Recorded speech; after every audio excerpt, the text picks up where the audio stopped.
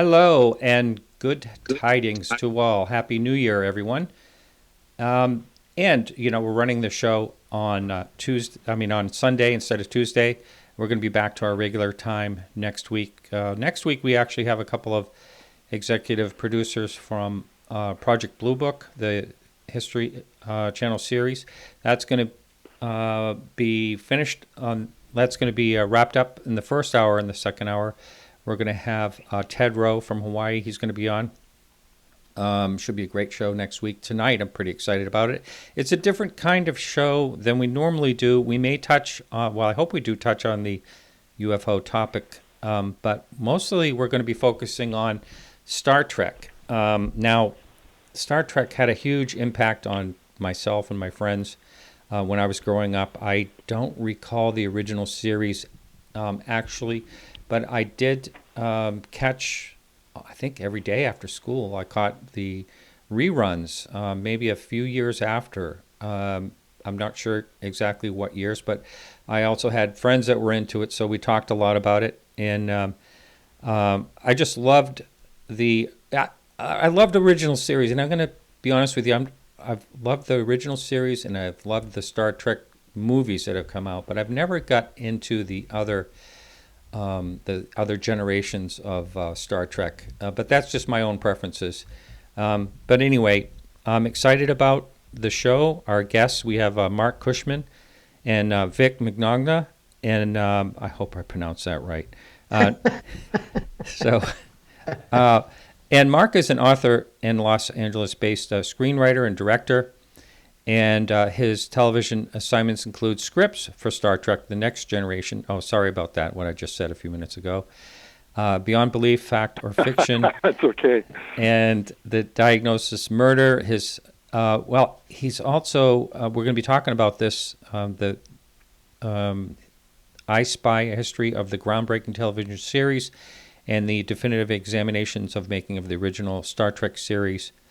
With his 2,100-page, 3-volume set, These Are the Voyages. And Vic is also joining us. He plays Captain Kirk, does a great job with the series. We're going to be talking about that.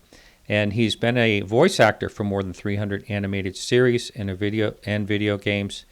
He's also a longtime music composer, producer, and performer, and executive producer of what we'll be talking about tonight, a highly popular, I can't believe how many people are watching this, Star Trek Continues. And I started watching myself, and I'm really loving it so far.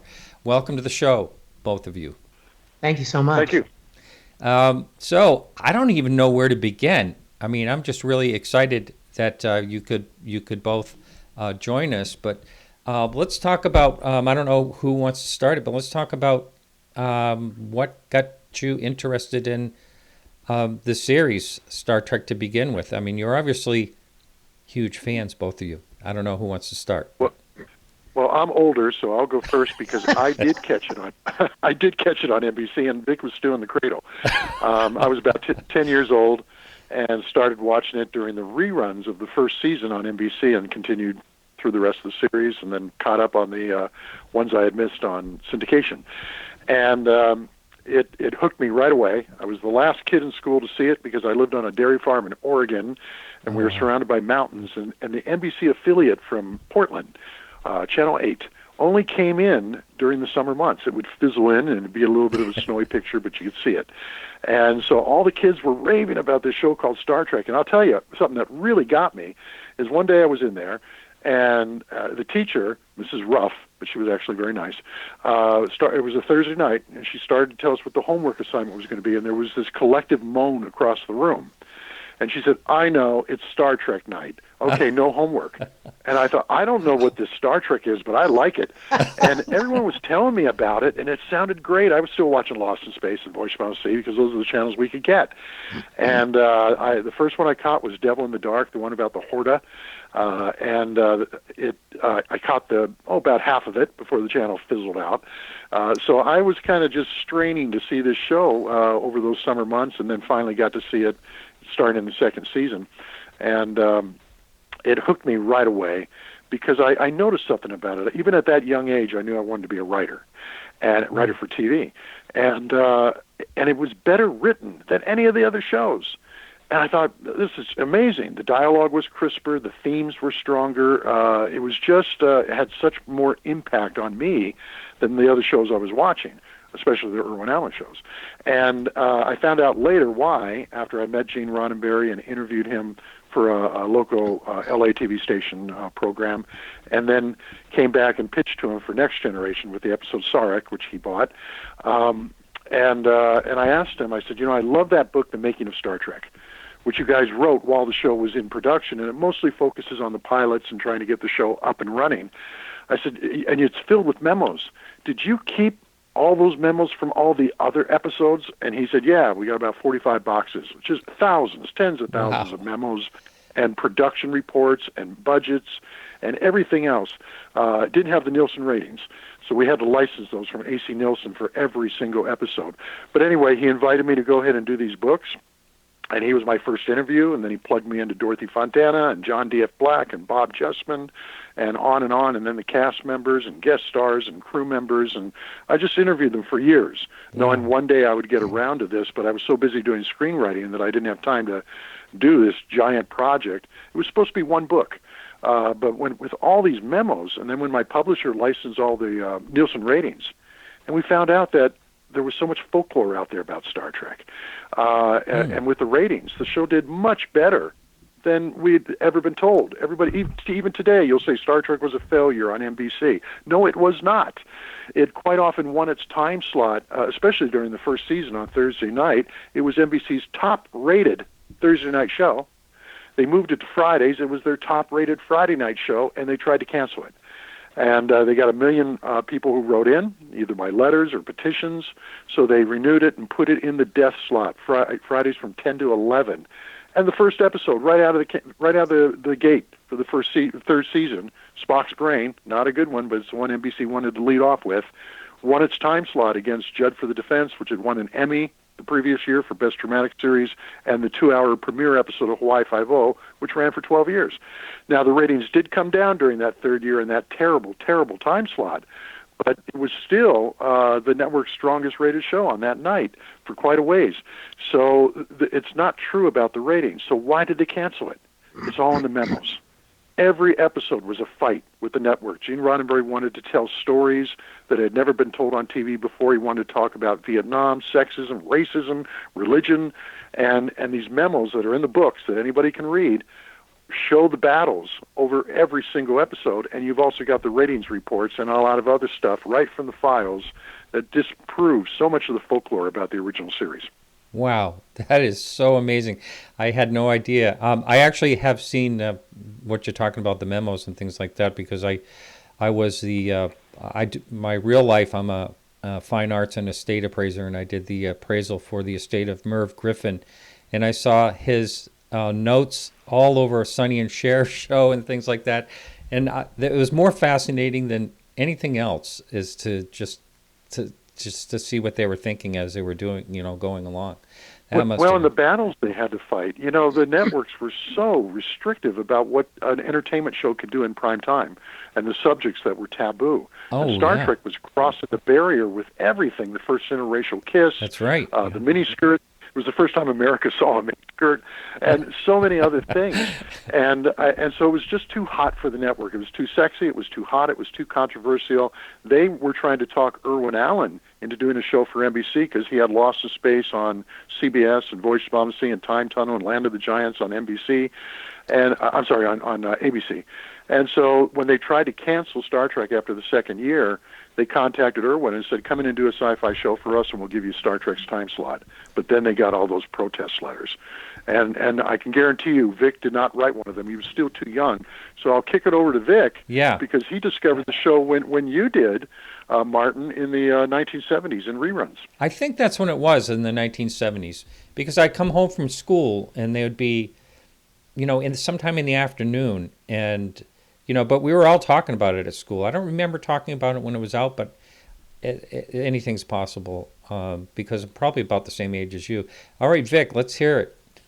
Okay, well, first of all, first things first. Okay. My last name is pronounced Mignogna.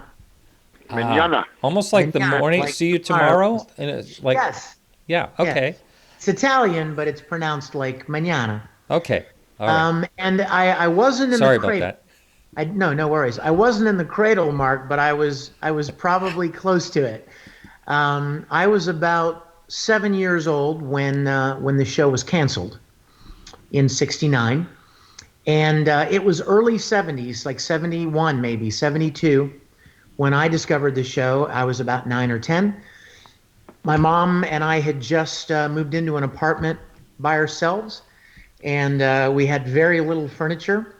But I do remember that we had a 19-inch black and white television that sat on the floor because we had no table for it.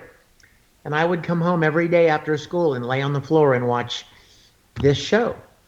I stumbled across it and I loved it. The first episode I ever saw was The Tholian Web, which was a third season episode. And then I went to school and I would tell my friends about it. And much to my surprise, a lot of them knew about it. And I started, Martin, I started doing things because of my love for Star Trek, creative things that I had never tried before. I wanted suddenly at 10 or 11 years old, 12 years old, I wanted to try to build props like they had on the show. And then I wanted to make costumes like they wore on the show. And then I wanted to build models. And then I got my parents to let me use their 8mm movie camera so that I could make little episodes and rounded the kids in the neighborhood up and made them wear the costumes that I had made. And Star Trek inspired me. Wow. When you're a little kid, you kind of stumble across the things that you're good at.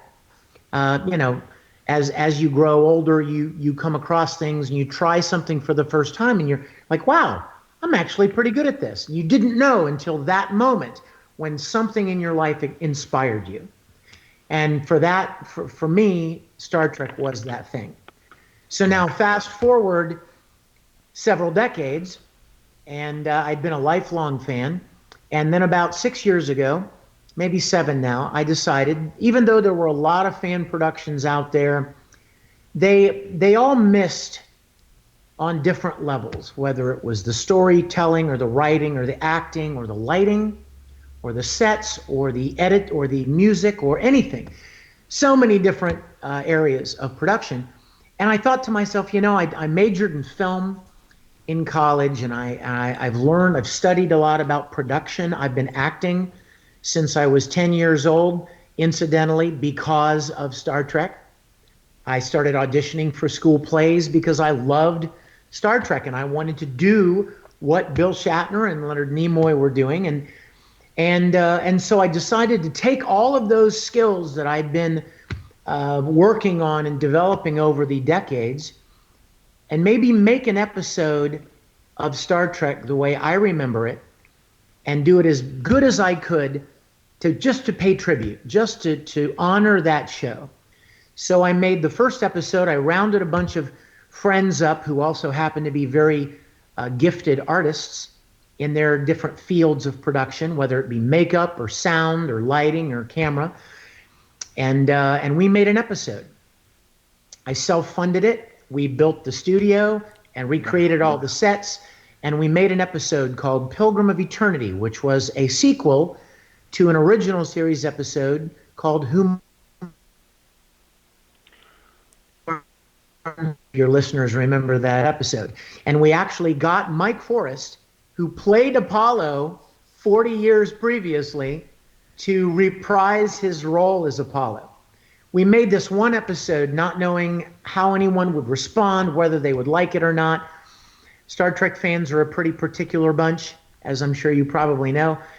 But lo and behold, people really enjoyed it. So we launched some crowdfunding campaigns, and we ended up making 11 full-length episodes.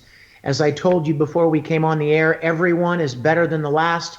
Our own dear Marc Cushman here wrote the script for episode 5, based on a story of mine. Judy Burns, who wrote The Tholian Web, wrote our 8th episode. And our series, now with over 10 million viewers, picks up right where the original series was canceled and finishes the 5-year mission.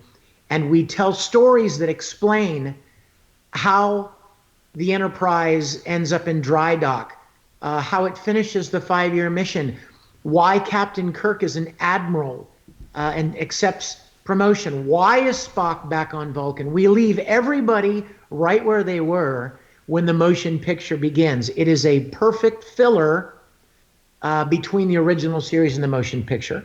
Wow. And we've been humbled and gratified by so many people that have loved it. Rod Roddenberry, Gene's son, not only did he do a cameo on one of our episodes, but he publicly has stated many, many times that if his dad were alive today, he would consider Star Trek Continues canon.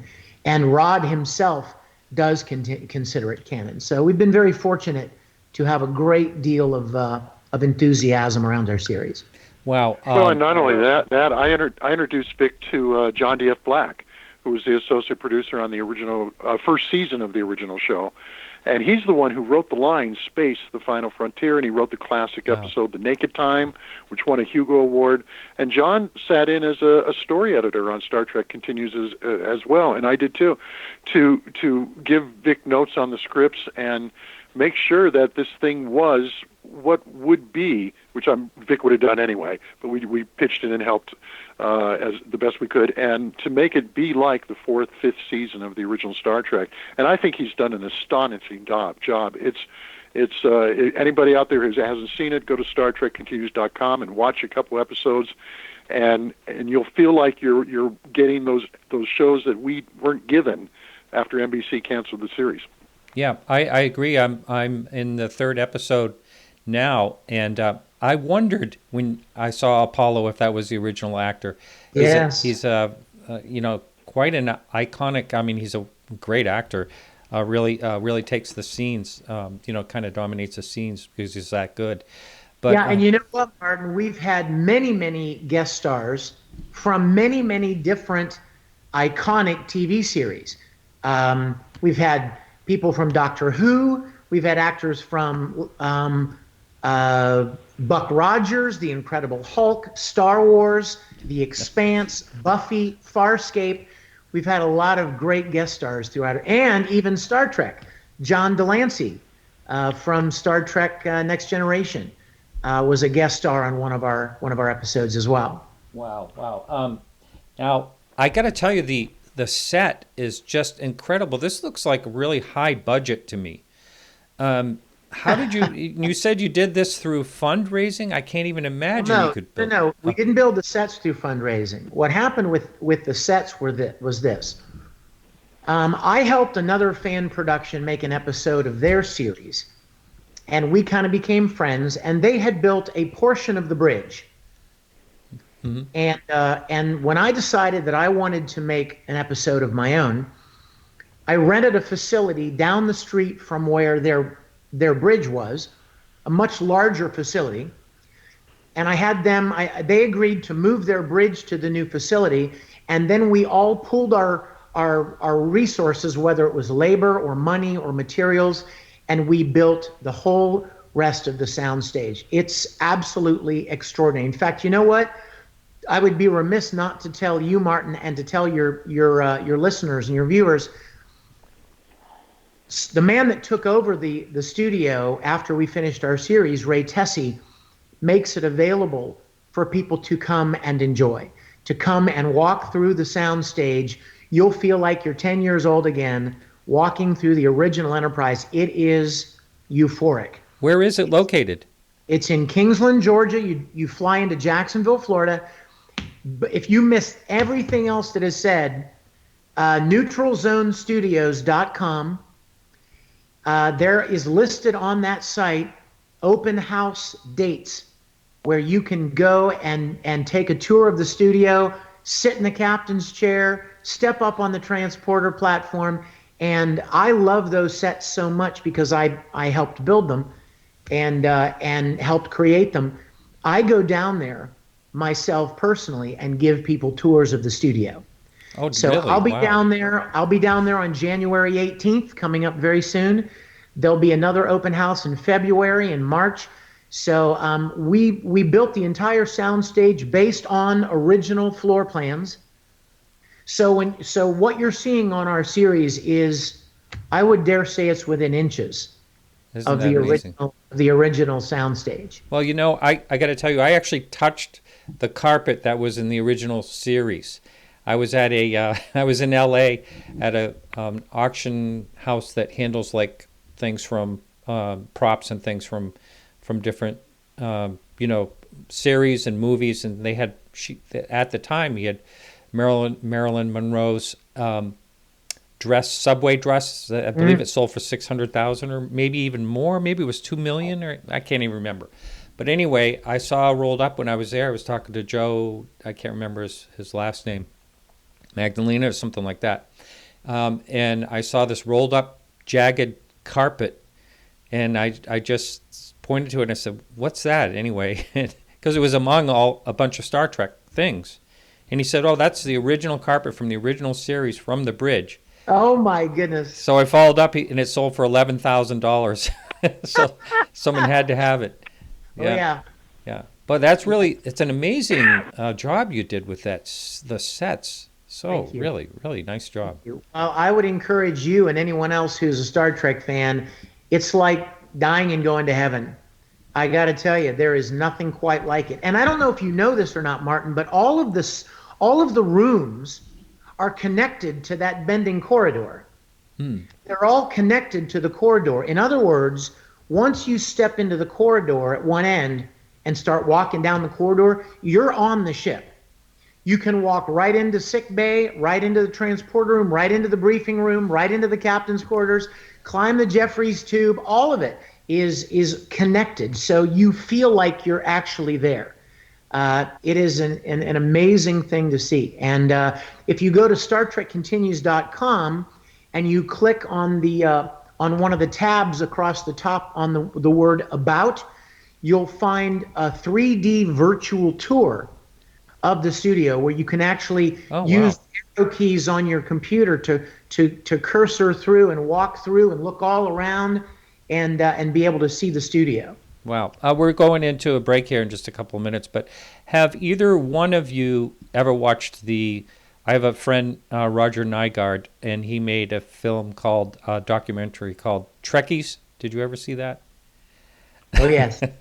It's kind of like following this guy there, the super fans.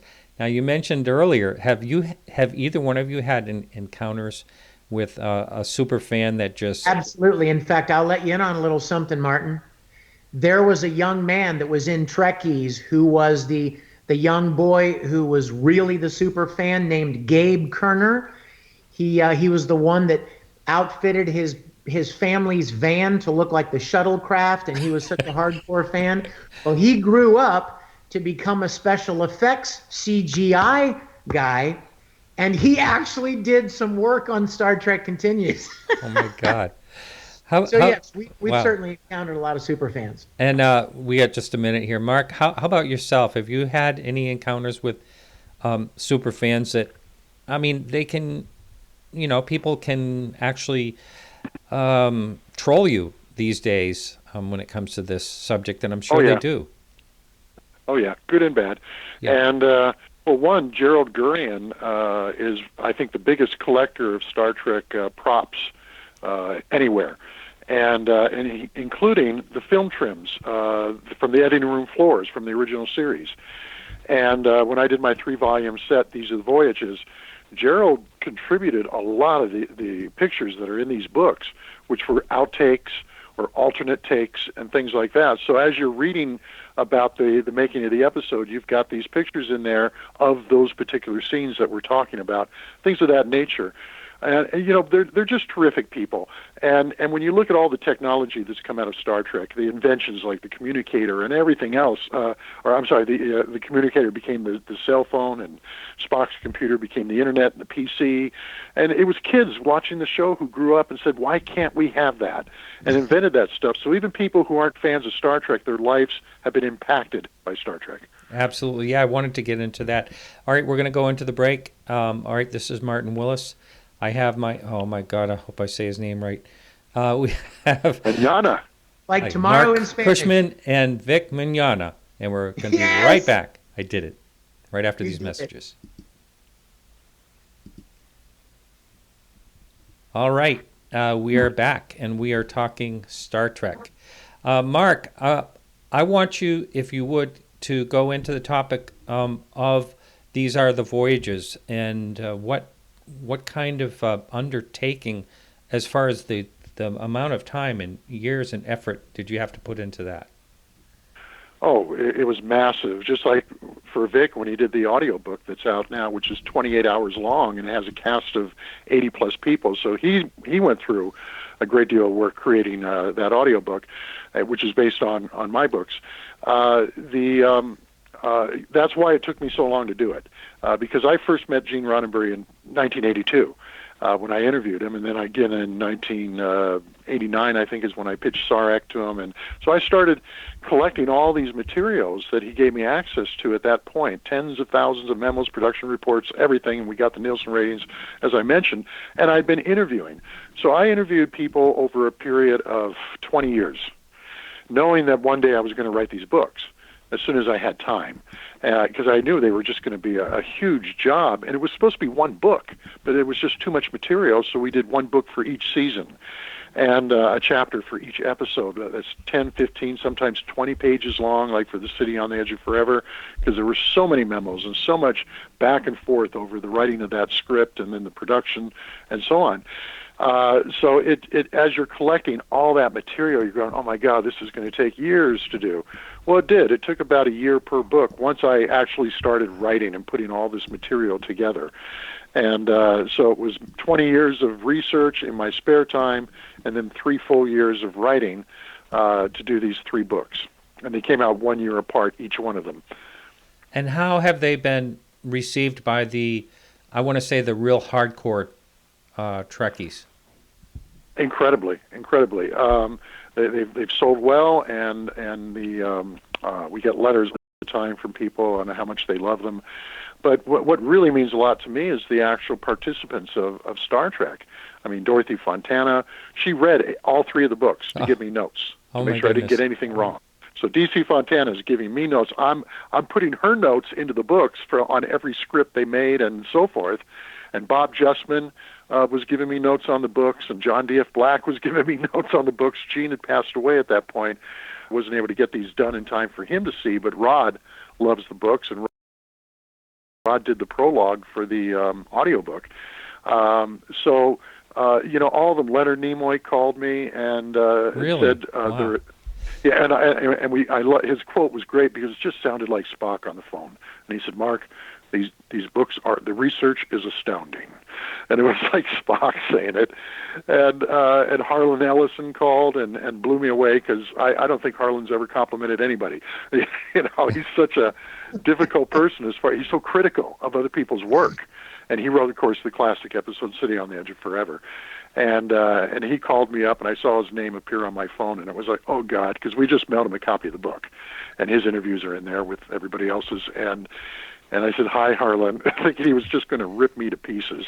And he says, Mark, I'm not going to say they're awesome, because that's a word I reserve for Eleanor Roosevelt and the Grand Canyon, but they come close. And it was like I was trembling until he said that, and then there was this heavy sigh of relief, and he started laughing. I did not expect to get that from Harlan Ellison. And Judy Burns called up, and I introduced her to Vic, because she told me when I interviewed her for the Tholian Web chapter, she said that if there had been a 4th season, they were going to do a sequel to that show. She'd had an idea and pitched it, and they all loved it. A very unexpected direction. And she had been wanting to write that script. And I was working with Vic at that point on Star Trek Continues, giving him notes on scripts and so forth. So I called him up and I said, Judy's got a great story. And I pitched it to him, and he loved it. And so they got together, and she ended up writing. What was that one called, Vic? Still Treads the Shadow. Yeah. And it picks up where Tholian Web left off, and very surprising direction that it goes. So it's a terrific episode of Star Trek Continues, and one of my favorites of the original series. So and she called me up and said these should be required reading in all colleges that have screenwriting classes.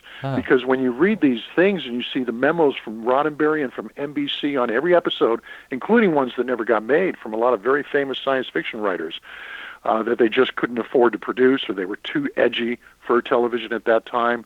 But when you read all these memos, it gives you a college course in how to construct a great story. And that's why when I was a kid and I sensed that this was like the best written show on TV, you read these memos and you see why. These people really cared, and they were all so bright, and they just understood about letting Kirk lead the story and about having a strong theme, an emotional theme, and conflict between the characters. And so it's a real education. And I asked Vic the other day if after he did the audiobook, if it had changed his feelings about the show when he watched it, if he appreciated it even more, being a great fan to begin with. And I'll let him tell you the answer he gave me the other day. Absolutely. I was just blown away. In fact, to coin a phrase, fascinated by all of the information that went into that series. You know, Martin, you know the old saying, necessity is the mother of invention? Yeah. Mm-hmm. That was never more true than in the making of Star Trek. Oh, yeah. I'll tell you what, you know, everybody on the planet Earth, Martin, everybody on the planet Earth knows what you're talking about when you say beam me up. Yeah. Beaming down. Yeah.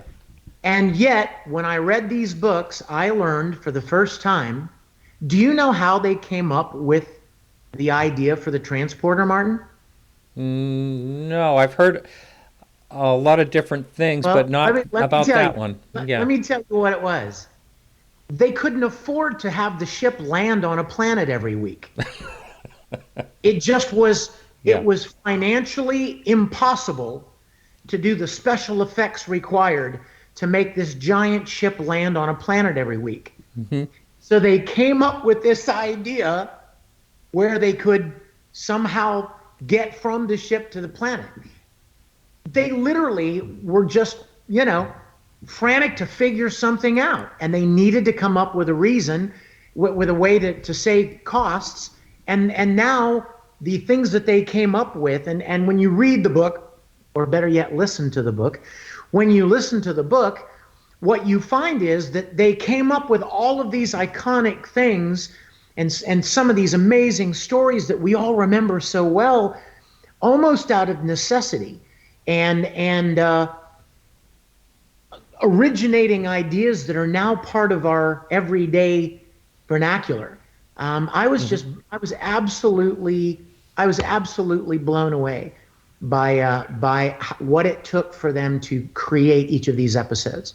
Yeah, I'm sure. I believe the memos in the book on that particular subject, Roddenberry came up with the idea, and in a memo, you know, he said this will not only save us a lot of money and allow us to stay on budget, but it will get us into the story quicker. You can just open up the story, captain's log, and they step onto the transporter thing, and they're down there on the planet. And he said this is going to be such a fast way to get to the action and get to the danger and get to the stuff to hook the audience before we go into the first commercial. And so, and I got another example right from what Vic was talking about, the Vulcan mind probe. Yes. Oh man, it's amazing. That's in the first book too, and so that's in the audiobook as well. They did an episode called Dagger of the Mind early in the first season. And it was about a guy, Simon Van Gelder, who escaped from a penal colony, and he gets aboard the Enterprise. And he's trying to tell them what has been happening down there, but he can't because he's been subjected to a neural neutralizer probe that prevents him from accessing these memories. And so in the script, Kirk's down on the planet, but in the script, Spock and McCoy hypnotize Van Gelder so that he can tell them what he's been trying to tell them, and it won't be blocked. And NBC, the memos in the book, you can read it, it says, you know, you cannot do this. You cannot hypnotize somebody on the NBC television network because they were afraid. They were afraid people watching might become hypnotized if they saw a watch going back and forth or something like that.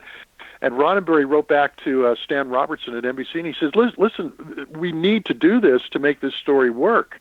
And he says, nope, it's against broadcast standards. So Roddenberry sat down and he thought, well, how can we do this? And he said, I know. I'm going to have Spock touch Van Gelder's head and say, remember, remember, or whatever he says, and get the words to come out, and then Spock is speaking the words for Van Gelder, telling about the neural neutralizer and whatever's going on down there, which is now happening to Kirk, who's down on the planet. And so it was stuff like that, because they had to get around the censor. And these are things I never even imagined. But when you go through the memos and you see all this stuff, it's, my God, every episode was a battle. I can totally believe that. I remember when Spock did that with that rock, living rock that was in the mine, or yeah, the Horta. That was the first episode I saw in reruns. Yes. Oh, is that right? And so that was done. That was done a couple months later. And if they hadn't come up with that device, plot device in that earlier episode, they wouldn't have been able to do the Horta episode. Yeah, they found multiple episodes that followed opportunities to use the Vulcan mind meld. And you know what, Martin? The neck pinch. Yes. There was a script where there was an episode where the script called for Spock to punch somebody, and Spock and Leonard Nimoy was like, I don't think Spock would just punch people. He's not like a brute force kind of guy. So just like on the spot, they come up with these things that are now, just like I say, they're part of our culture, and everybody knows about them, but they were created in these moments of necessity. Isn't that amazing? Yeah, he was supposed to give the guy a judo chop, and Nimoy, they were on the set, and this was for The Enemy Within, which I think was the 4th episode they filmed of the series after the 2 pilots. And Nimoy said he just wouldn't do this. And Leo Penn was directing, the father of Sean Penn. And Nimoy's talking to Leo Penn and saying, so Vulcan would not do this, but I got an idea. Vulcans know all about the human electromagnetic system and everything else, and they would know there's a pressure point between the neck and the shoulder blades where you could actually knock somebody out if you put pressure there.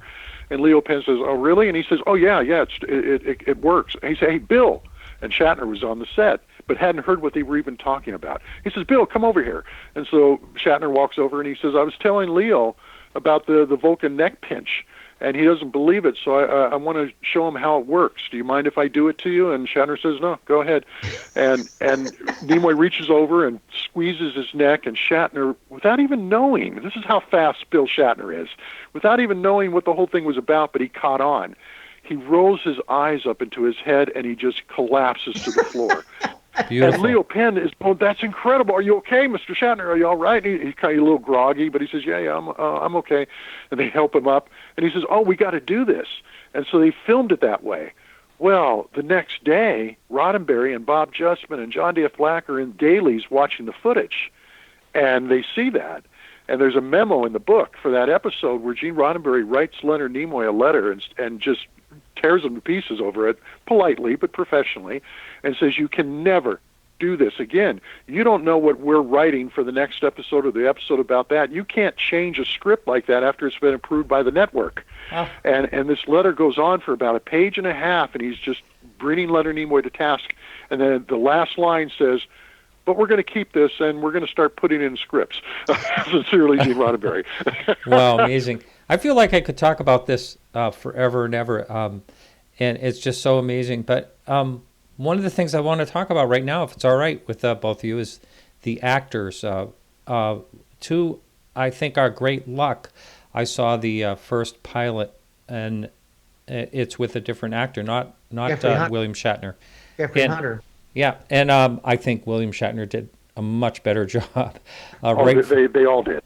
Yeah, but also he's amazing. He is 88 years old. He's still full of total energy. Someone I saw that I forget who it was that went to meet him, and he was like still so full of energy at 88. Oh, yeah. When he was 80 years old, he rode across the country on a motorcycle. He's an amazing guy. And then Leonard Nimoy. Oh my goodness, when he passed away, I just saw that billboard that said he did. And you didn't even have to if you ever watch Star Trek, you know exactly what that meant. he lived long and prospered.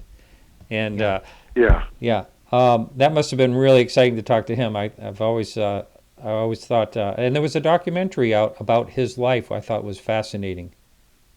Yeah, I helped out on that. His Oh, really? son Adam, directed and produced that. For the Love of Spock, I believe it's Right. called. Yeah, it's great. And I was a consultant on that because Leonard had Adam come call me, and so I get a phone call out of the blue from Adam Nimoy, and he says, "My dad told me to call you because of the books you wrote." He says, "You know Star Trek better than anybody, and and you got all the memos and you got all this stuff, so would you help us with this thing?" So, I met with him, and I just, as a very minor thing, just was like a consultant for him, and I think it's a beautiful, beautiful movie. And Leonard was going to be part of that. They were doing that together, and Leonard passed away just days before they were going to shoot his interview segments. Oh, I didn't know that. It kind of stalled it for a bit, but then Adam said, "No, we're going to go ahead and finish it." And it's a wonderful show if anybody hasn't seen it, For the Love of Spock. Yeah, it's really good. And there's so many actors that were just amazing, and so many catchphrases you hear out there. People will still, like, with "It's gonna blow, Captain." There's just She can do no more. Yes. And by the way, in Star Trek Continues, Scotty's played by Chris Doohan, James Doohan's son, and he looks so much like his father and he sounds does. so much like his father. It's amazing. Yes. I didn't realize that's his son. Oh my goodness. Yeah, I did I was called in to do a thing for the History Channel, a 50-year anniversary. Did a 3-hour show on Star Trek, and they called everybody in. Dorothy Fontana was in the makeup chair right before me, and she got interviewed, and then they brought me in, and then they brought in people after us, and we all did our little testimonial things. We're answering questions, and I said something on that show. It just occurred to me. Mark Altman was behind the camera asking the questions, and he mentioned what you just did, Martin, about the cast and what it would have been like. And I said, Star Trek was like the Beatles of TV in the 1960s. And if you had taken the 4 Beatles, and if you had taken any one of them out of the group, John Lennon, Paul McCartney, George Harrison, Ringo Starr, it wouldn't have been the same. Mm-hmm. It was just this magical grouping of 4 people that made that happen. Bones. And I said the same thing with Star Trek. If you took Bob Justman or Dorothy Fontana or Gene Kuhn or Gene Roddenberry out of the mix, it wouldn't have been the same show. And if you took William Shatner, Leonard Nimoy, DeForest Kelley, or James Doohan out, it wouldn't have been the same show. It's just the caliber of talent and how they connected. It creates that magical thing that is hard to understand how it came about, but it's almost like fate. Right. I'd like to talk about, if either one of you know, about how close Star Trek came to not happening. I mean, there was a lot of hurdles that had to be jumped over. Is that sure. right? Oh, absolutely. First of all, well, I'll tell you how it got made. Lucille Ball was running Desilu. She and Desi started the studio with the money they had made from I Love Lucy reruns. And the reason they made the money is because back then all sitcoms were done live out in New York, and they would tape them off a TV screen on the West Coast and make a kinescope to air 3 hours later. And that's how they wanted to do I Love Lucy. But Desi and Lucy lived in L.A., and they wanted to stay there. So Desi said, let's do it on film with 3 film cameras in front of a studio audience. He invented that technique. And Harry Ackerman of CBS said, well, that's going to cost too much. And he said, I'll pay the difference if I can have the reruns. And I'm not joking. The response he got from CBS was, what's a rerun? There had never been one. Everything was live. And the kinescopes were not good enough quality to do it. I mean, you can look at those old honeymooners and you see how bad they look for that very reason. And so after a couple years of being number one on CBS, they came to Lucy and Desi and said, we want to buy back the reruns, and gave them a few $1 million, and they used that money to buy RKO and turned it into Desilu Productions and started filming everybody else's shows, Andy Griffith, Dick Van Dyke, all those shows, but they didn't own them. And so after Desi was gone, Lucy was running reluctantly the president of Desilu, and she told her staff, bring me a show that could rerun as long as I Love Lucy is going to rerun.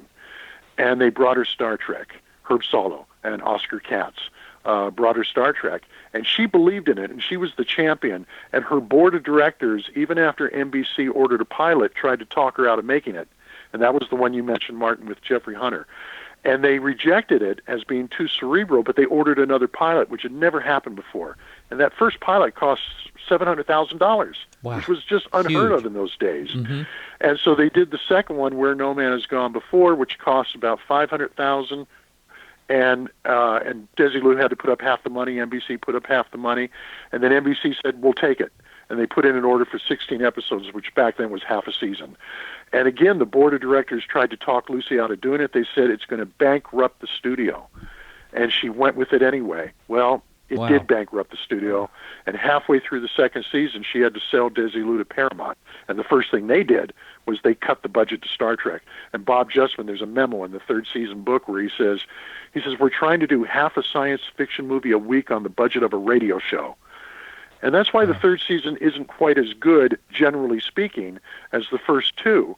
But there are still many, many excellent episodes in that third season, and it's still Star Trek. But that it was a challenge to get it on because it was something that had not been done, and it was going to cost so much. And then it was a challenge to keep it on because the stories were too hot for NBC. Interesting. Wow. Totally amazing. Vic, as far as your production goes, did you have any big hurdles to get over, or how did that all work? Oh, yeah, and I'll tell you something. One of the things that that made me laugh when I read the books, when I recorded the audiobook for These Are the Voyages, I was amazed at how many things, how many hurdles, and how many difficulties they had in making the original series that we had exactly the same. It was so funny. It sounded so familiar. There are always challenges in production, but if you consider, Martin, that you're bringing together a bunch of people and you can't, Star Trek is a licensed property. So you can't just make Star Trek and sell it. Mm-hmm. You can't profit from somebody else's property. Now, that's not why we made Star Trek Continues. We made it to pay tribute to the series. We made Star Trek Continues out of love and to honor the original series, not to make a penny. Everybody coming into the production knew from the get-go. I sat everyone down ahead of time, and I said, now, we're going to have a lot of fun, and you're going to be a part of something very special, but there's no money to be made here. Like zero? And everybody know that right off the bat, but everybody was involved. And I got to tell you, for us to make 11 full-length episodes, I'm talking like hour-long, just like the original series, 11 full-length episodes across a 5-year run with 30 or 40 production people, and I could count on one hand the number of people that we lost along the way. Wow. Is unheard of. We had virtually no attrition. We had the same people. We very much became like a family. We had the same people come back twice a year, and we would make episodes together. We would descend on this wonderful little town in Georgia and spend 8 or 10 days there shooting an episode. And we had all of the challenges of a regular television show.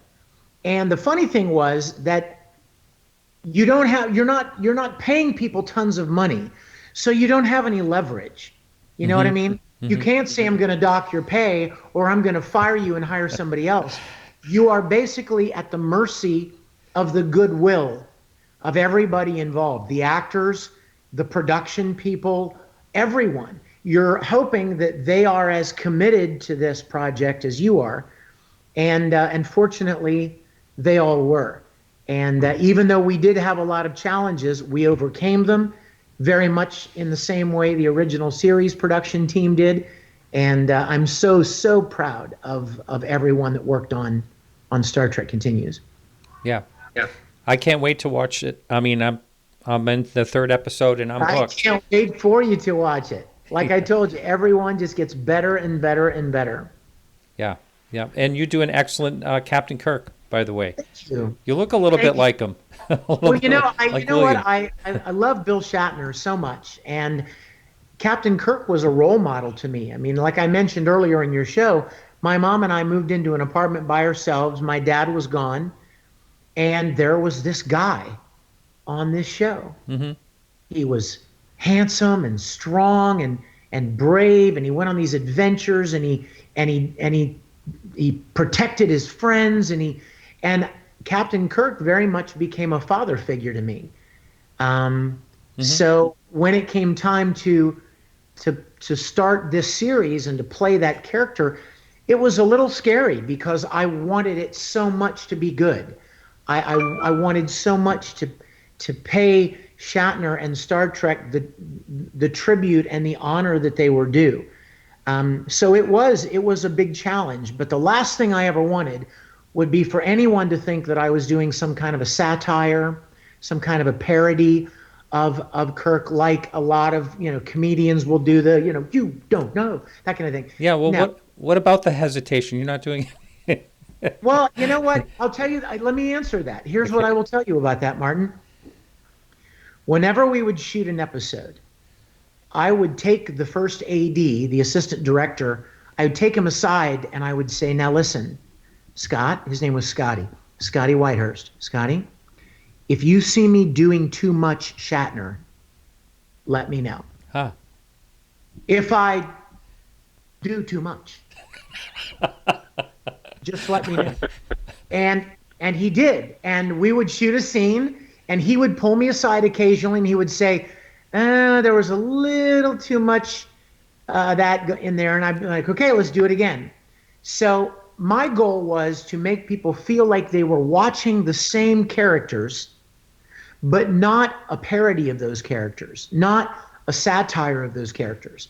No offense to Chris Pine, but we don't need a reimagining of Captain Kirk. Shatner wrote the book. He is Kirk. I've spent enough time around him to know he is Captain Kirk. And so my desire was not to reinvent or reimagine the character, but merely to pay homage to him and make our viewers feel like they were watching the same characters.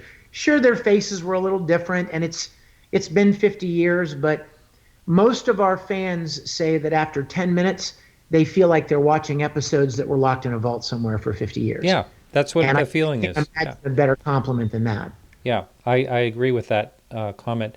How about William Shatner himself? Has he ever given you any feedback? Not specifically. Yeah. But I know that he knows about the show. I know that fans have told him about it. And like I said, I do a lot of voice acting work. So I've been at many conventions with Bill as a signing guest. I would sign autographs based on a lot of the voice acting work that I've done, and Bill might be 3 or 4 tables down signing autographs. Yeah. And we have the same event manager. So consequently, we would get booked into a lot of events together. We've had dinners together. We've traveled together. And Bill knows how much I love and respect and admire him. So I think he knows. I had the chance to tell him that Star Trek Continues was literally a tribute to him and the others that made the original series. Because I know, Martin, that there are hundreds of thousands of people out there just like me who were so impacted by that show. They were so inspired and moved by that show. Mark touched on it earlier. People that went on to become engineers and teachers and scientists because of that show and those characters. Right. So I know that when we made Star Trek Continues, there were hundreds of thousands of people vicariously living through us. Be on that, show and be a part of that. Yeah. Okay. We had a little bit of a Skype issue right then, but that's fine. It looks like it's okay. I know. Sorry about that. Yeah. So I guess we can take it into break at this point, and this is a real break. We'll be right back in just a few minutes. All righty. welcome back. This is Martin Willis, and I'm on with Marc Cushman and Vic Mignogna, and I think I said that right, or close. I'm trying. Maybe by the end of the show, I'll have it. By the time it's over, you'll have it down. That's right. Now, since we're coming back here, I told the listening audience that we might touch on the subject of UFOs, and there's no wrong answer here for either one of you, whatever you say. I just wondered, have you ever thought about the subject of UFOs? Has that ever intrigued either one of you? I don't know which one wants to go first. I'm going to go first. Go ahead, Vic. I'm going to go first this time because it'll be short. I've always been intrigued by them, Martin. And I'll tell you a funny story. When I was young, when I was probably 12, 13, 14, I made a little flying saucer, and I suspended it from a fishing line, and I went outside. And I hung it, had a friend hold it in the air, and I took pictures of it, and it was a forced perspective thing because the thing was only this big, right? Yeah. But it was close to the camera, but it looked like it was hovering over the houses in my neighborhood. My God, have you ever heard of Billy Meyer? And I took pictures of it with a Polaroid land camera, and then I took those pictures to school and convinced half my school that it was actually. Oh my gosh, Mark! Do you know what I made? Do you know what I made the UFO out of? I made it out of a piece of the space station K7 from the Star Trek episode "The Trouble with Tribbles." Oh, that's when the little balls of fur come down. Yeah, the little saucer-shaped end, and the pictures looked so real that everybody they totally believed that I'd seen a UFO. I actually wanted to talk about The Trouble with Tribbles. I love that episode. But anyway, that's pretty awesome. There's a guy named Billy Meyer. I don't know. Some people really believe in his work, but there's been a lot of speculations about that type of thing, fishing pole, and to get some of the pictures he has. Well, you're very creative. Nowadays, the technology exists to allow you could fake just about anything. But back when I did this, it was like the mid-'70s, late '70s. So, it was literally just hanging a model by a fishing wire and taking a photo of it. Well, before we move on to Mark, before we move on to him, I just want to tell you a quick story. I just mentioned Billy Meyer. I'm in the fine arts and antiques and auctions and stuff like that from my real life. And just recently at Sotheby's, two or four, maybe it's four of his pictures, sold. His early 1960s pictures of flying saucers sold for over $20,000. We're talking about photographs. Did you save your Polaroid? You know what? I'll bet it's in a drawer at my mother's house somewhere right now. That could be a funding for your next project. All right. That nice. Mark, what about you? Have you ever contemplated the topic of UFOs? Oh, all the time. I completely believe in it. I've seen a lot of specials and movies and videos on it and so forth, and there's just so many things out there that are hard to explain, almost impossible to explain. And when I was on that dairy farm as a boy up near Tillamook, Oregon, I saw what I believed was a UFO. And I can't say if it was saucer-shaped or not because there was so much light coming out of it that I couldn't really discern the exact shape. But saucer, round, something, but it just was immense light and no sound whatsoever, silent. And we were surrounded by mountain ranges. I mean, as I said earlier, we couldn't get Channel 8 out of Portland. This was a very back area, where we had a 160-acre dairy farm in Timberland. And I saw this thing for a couple minutes just hovering over one of our pastures. And out there, by the way, the sky is just filled with stars because it's no city. And the climate up there in Oregon, where I grew up, and so this thing was just illuminating. It was incredible, and yet it was so eerie because there was no silence, and then it just went and went off like a streak, and it was gone. And this was when I was about 9 or 10. So ever since then, I've been into it, and I've been read about it and watched it and listened to shows like yours, Martin, and so forth.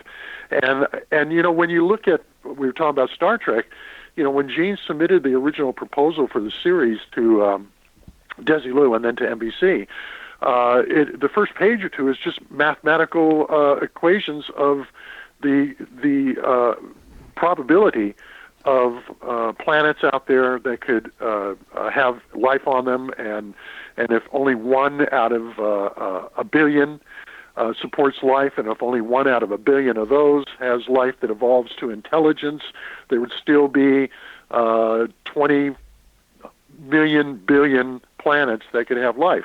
I'm making these numbers up, but they're like that. I mean, the numbers are just immense in this proposal that he submitted. And they did a great UFO episode in Star Trek that Dorothy Fontana wrote, Tomorrow is Yesterday, where the Enterprise is thrown back in time. They were on their way to Earth, and they Vic could probably tell us the reason why. It was something about the magnetic pole of the sun or something, and it whipped them around. And so they arrive at Earth, but nobody's responding to their hailing frequencies. And then we go down on Earth, and we see the jets being scrambled because the Enterprise has been spotted as a UFO. And so they've ended up in like 1967 Earth, and the jets are pursuing the Enterprise. And it's a terrific episode. Yeah. They have to beam the pilot aboard because the plane's cracking up. They put it in a tractor beam, and it starts to break up. So they beam the pilot aboard the Enterprise, and he's confronted with this thing from 300 years in the future, and a Vulcan, and everything else, and they have to figure out a way to get him back and destroy any evidence, any of the film from his plane that got shots of the Enterprise and stuff like that. So they were all into it, of course. And all the scripts from Star Trek went over to NASA and the Rand Corporation and so forth, and they got feedback on everything they did.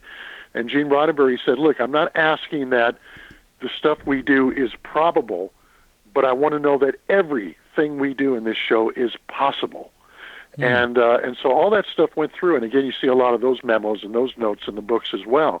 So that's why that show rang true, where the other science fiction shows didn't, is because NASA was so into that show and they were so hooked on it. When they did Star Trek: The Motion Picture, NASA loaned them. They made two Voyagers. One was a mock-up, and the other one was the one they sent off into space. And in that episode, they encountered Voyager returning to Earth. V'ger. And which is V'ger in the movie, because some of the letters are rubbed out. Right. And NASA loaned them the Voyager mock-up. So when you watch Star Trek: The Motion Picture, that's the actual mock-up for the Voyager space probe. So they were into it. I've got these, real quick, I continued with a series of these books. These are the Voyages, and I've got a fourth one out now and a fifth one coming out in a few months, which take care of the 70s, which is the animated series, the aborted Phase 2 series, and Star Trek: The Motion Picture, but also the coming of the conventions and the growing of the fan base and everything that was happening during that decade. And there was a part of it that just gives me chills. It'll be in the fifth book that'll be out in the spring. That Roddenberry was hired by a group out of New York called the Nine, and they put him with a channeler who was speaking for aliens who had visited Earth and were preparing to come back, and they were recruiting people like him to help prepare us for the return. And they wanted him to write a movie that would help prepare us, and they felt Star Trek had done really good in that area as well. So the aliens were watching Star Trek, and this I have the transcripts, and I put a big chunk of that in the book, and it's the questions he asks are just incredible, and the answers that he's getting from the channeler are fascinating. You may be aware of it, of that research and everything, Martin, but it was all new to me, and I had chills as I was going through this stuff. Yeah, no, never heard of it. Isn't that amazing? Huh. I'll send you the book, and you can read all about it. Yeah, okay. Wow, that's great. Now, I'd like to shift gears a little bit and talk about the pop culture and the things that were going on. I mean, right away, I noticed in the very first episode of Star Trek where there's this blonde lady that comes on board with his 5 o'clock report, and right away Kirk goes, I'm just not used to a woman being here. And a woman was a second officer on board, and but there was a lot of 1960s overture that kind of went right into that film. And you talked about miniskirts and but what do you think of the how that has evolved? I mean, you don't really carry it on. Yeah, I think that it's undeniable that that the original series of Star Trek pioneered new ground in a lot of areas, whether it be scientific, which is self-evident, and then also in terms of like Mark even mentioned, like race relations and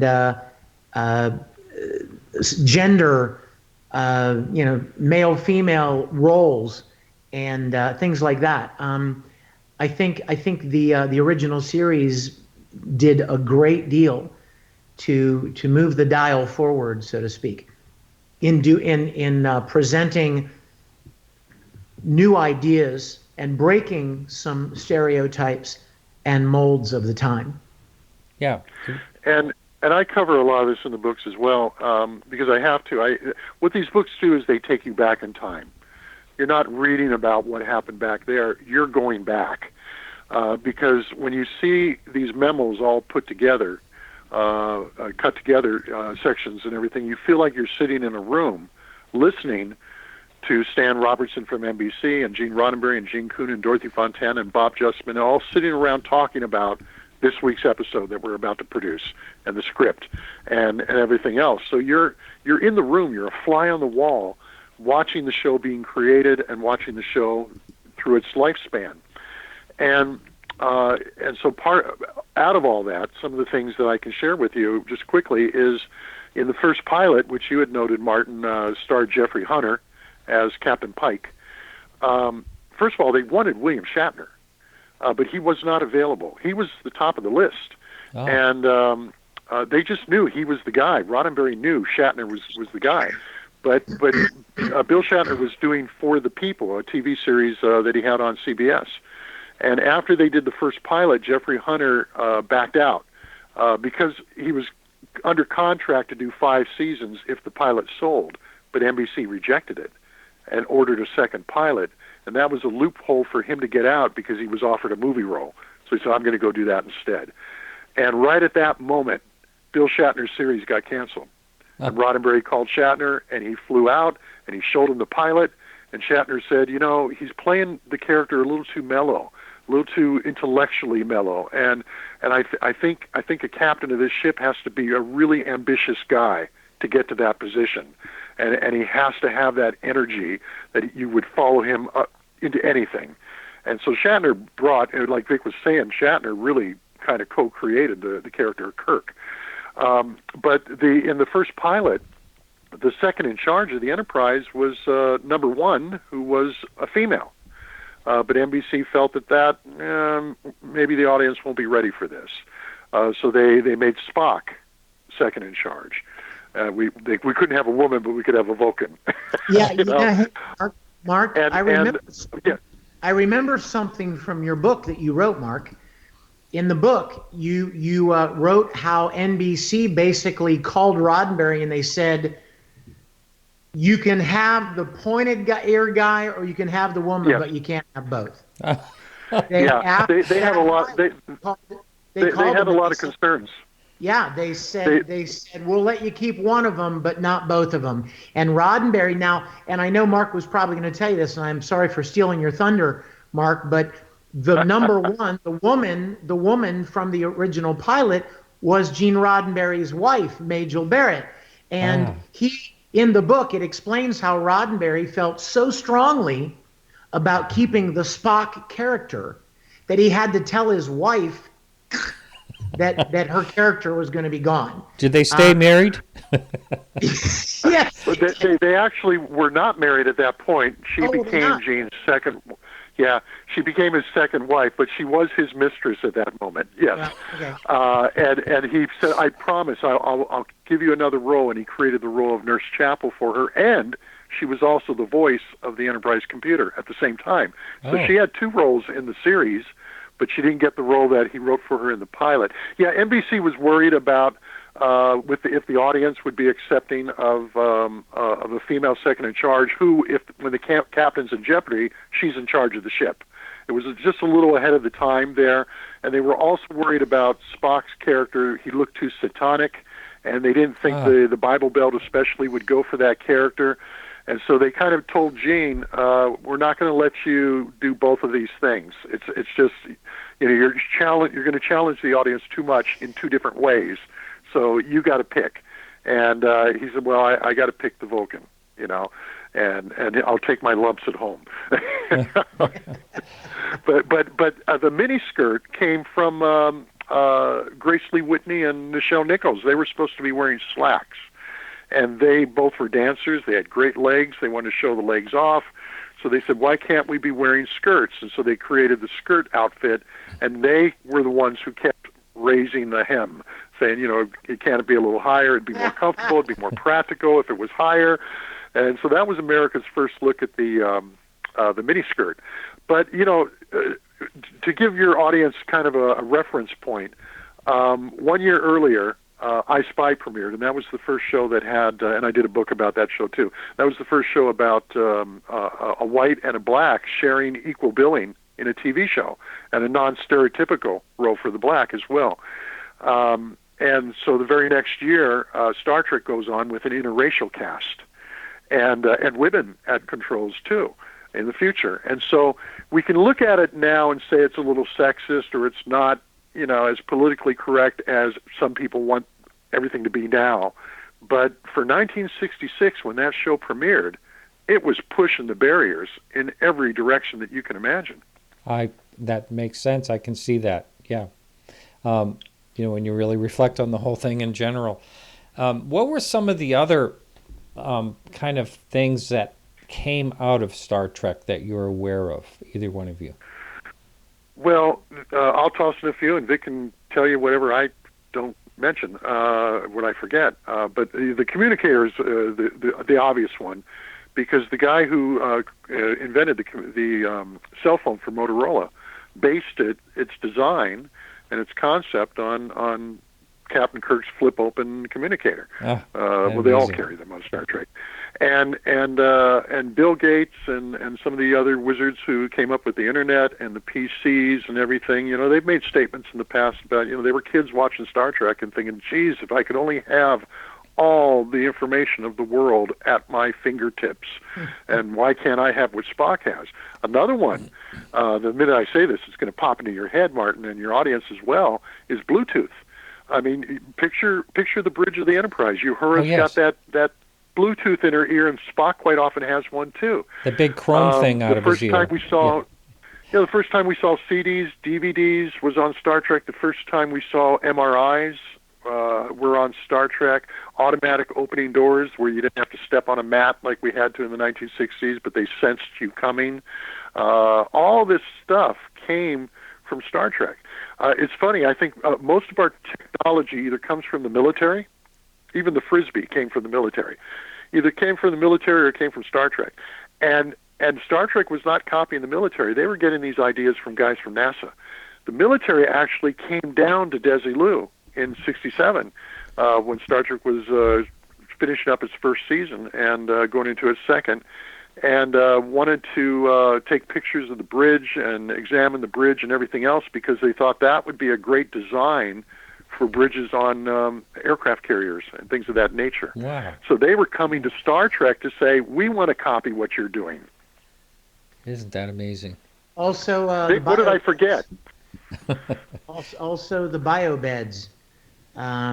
If you remember, in the sick bay, there was a little sensor that stuck out of the wall above the bed, and whenever somebody laid down on the bed, the display would light up, and it would give you all their vitals.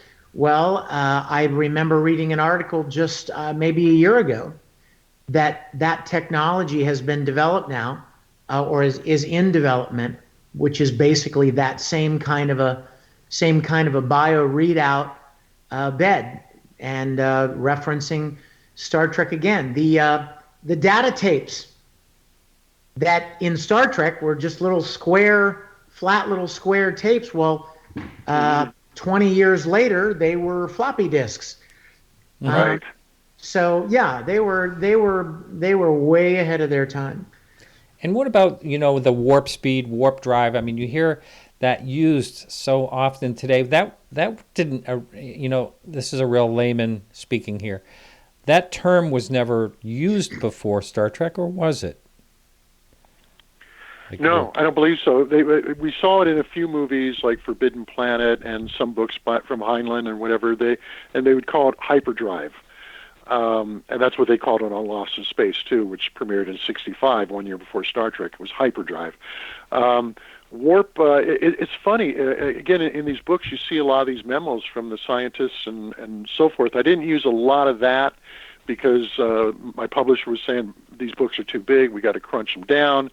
And so being a dramatic writer, I wanted to leave in the memos from the creative staff and the fights with NBC and the stuff where you got conflict, because conflict's the name of the game in anything you do. So a lot of the technical stuff came out. But I do have a lot of it in the book that will be out in the spring, because for Star Trek the Motion Picture, they had a fella assigned to them from NASA who went through all the scripts like they did with the first series, but he would send very detailed memos, and there were quite a few talking about warp drive and about the wormhole and everything else. And so they were getting all this from scientists. And the reason we didn't see that in other shows is because the other shows didn't have the support of NASA and JPL and the RAND Corporation and things like that. Roddenberry made it just made sure that all the story outlines, the scripts, everything went to these people, and they could get the feedback to make Star Trek as believable as possible. They'd fudge it here and there, like in space. When the Enterprise flies by the camera and you hear a whoosh. Well, he got a memo from one of them. They said, there is no sound in space. Right. You're not going to hear a whoosh. And he said, yeah, but it's so much more dramatic. So we got to put that in there.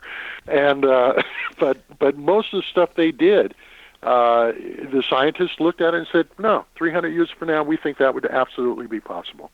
Yeah, right about the noise in space. It's still used no matter what. I mean, they still use it today in any type of space, and it always comes to mind when I see that and you hear the noise, like, oh yeah, you'd never hear that, but yeah, but I get it. Dramatic license. I mean, yeah. you watch the footage without that whoosh sound, and it just doesn't quite have the. That's impact. Right. Yeah. What's kind of interesting, Martin, is that so many sci-fi TV shows and movies put sound effects of spaceships and space battles in outer space.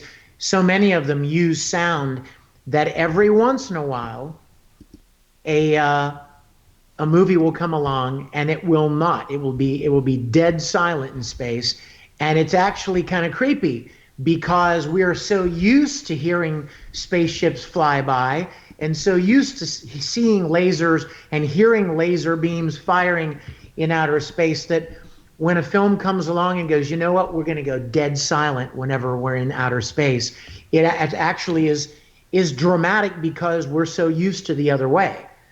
Yeah, now it's dramatic. Yeah, it's surprising. Exactly. And when you were asking me before about UFOs, Martin, and I told you about that thing in Oregon over the field, I mean, that was the thing that struck in my mind even more than the brightness. I say that all the time about my sighting. I've talked about my sighting many times in the show. I won't bore the listener. But that was the most dramatic thing for me as well, was how can this thing be moving and there's absolutely no sound, which is such a puzzle. Yeah. Pretty amazing. Martin, I'd love to get the chance to talk about the audiobook a little bit if we could. Yeah, let's go. Let's do it. This audiobook is extraordinary.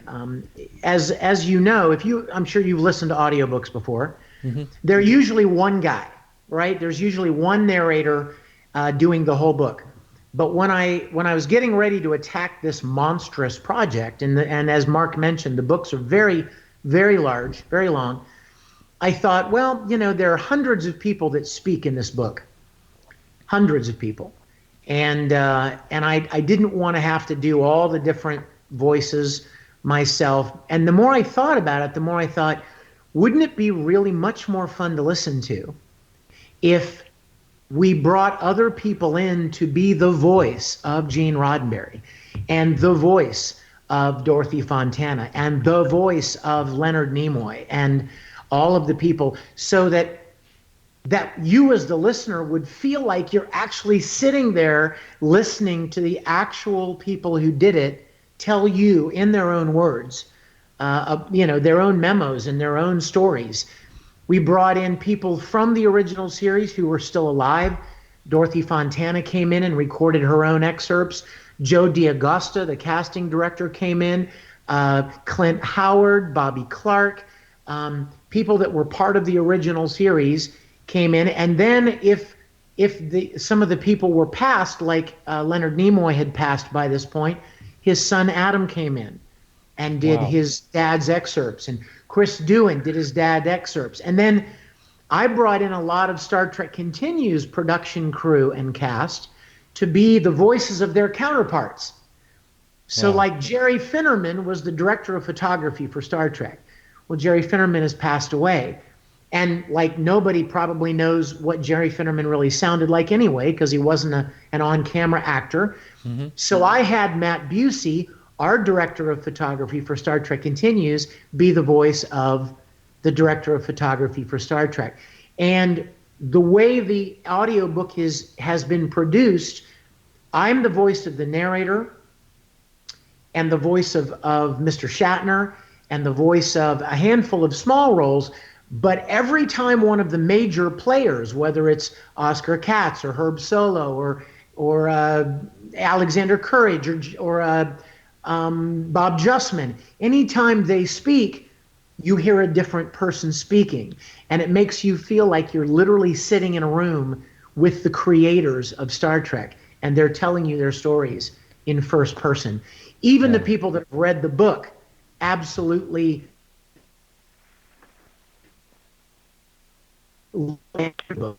even though they'd read the printed book, they loved listening to the audiobook. It was like it was all new again.